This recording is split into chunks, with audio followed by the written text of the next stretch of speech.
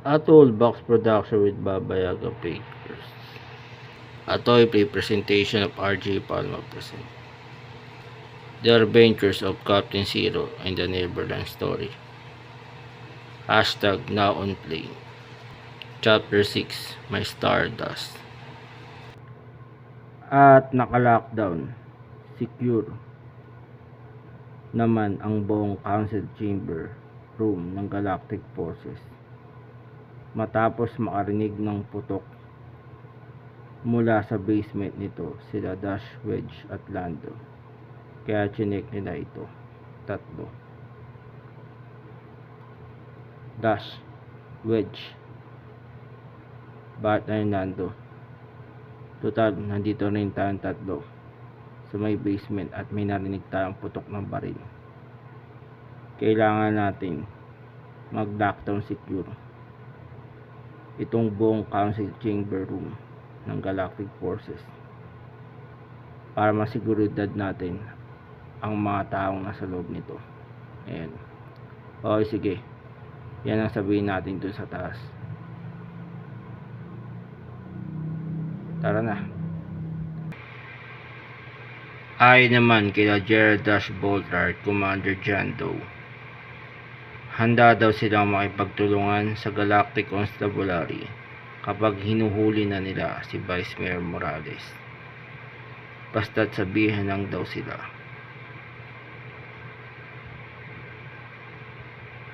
Commander John Doe, bakit na yun?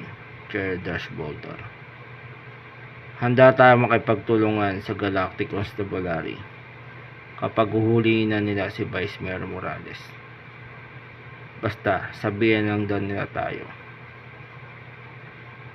kung saan nagtatago ngayon si Vice Mayor Morales para mahuli natin din sila agad.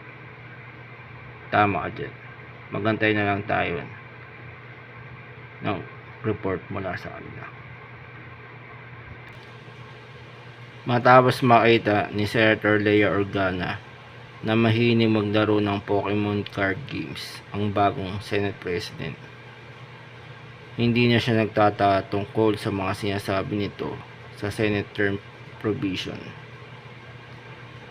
At kapag hindi daw na-impeach ang Vice Minister, ay mag-extend pa daw ng term ang Supreme Chancellor.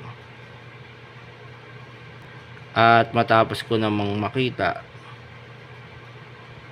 bilang isang senator na mahilig maglaro ng Pokemon card games ang bagong kupong Senate President ng Majority Bloc, hindi na nagtataka tungkol sa mga sinasabi nito sa mga Senate term provision.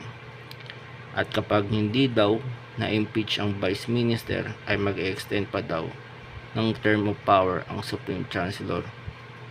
Mukhang malabo yung mangyari dahil wala naman lang nasasagap tungkol sa mga speculation na yan.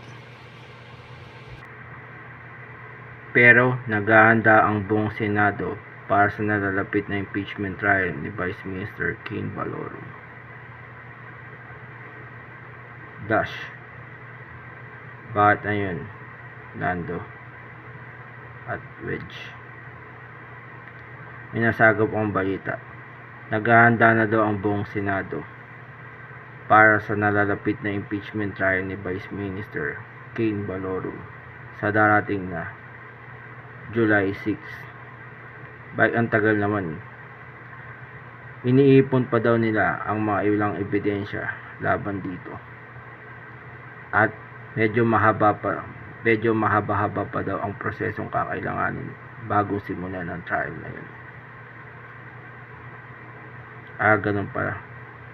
Sa ganun din, kailangan natin mag-abang tungkol sa mangyayaring impeachment trial na yan kay Vice Minister King Baloro. Tama ka dyan.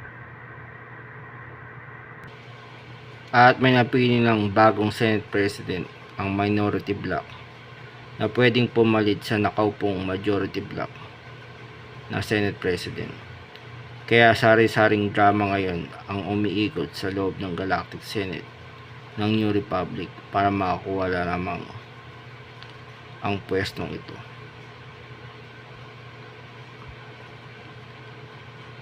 General Leia Batayon Admiral Akbar. May napili na daw bagong Senate President ang minority bloc na pwedeng pumalit sa nakaupong majority bloc Senate President. Kaya pala sari-saring drama ngayon ang umiikot sa loob ng Galactic Senate ng New Republic para makuha lamang ang pwestong ito. At di lang yun, nag-aawayan din nila ito. Simula pa nagkagulo nung nakaraang linggo dahil sa pagtakas ni Vice Mayor Morales mula sa mga otoridad na umahabol sa kanila. At dahil sa nalalapit na rin na impeachment trial ni Vice Minister Kane Balorong, kaya siya nagkakagulo ngayon at nag-aagawan sa pwesto ng Senate President. Sa ganun pa man, kung sino man karapat dapat na makakuha ng pwesto ng Senate President ay sana paboran niya ang hustisya at kapantay-pantay at pagsunod sa tamang regulation ng batas.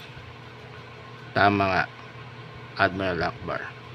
Sana nga yun ang ipatupad ng bagong mauupong Senate President kapalit ng minority bloc party.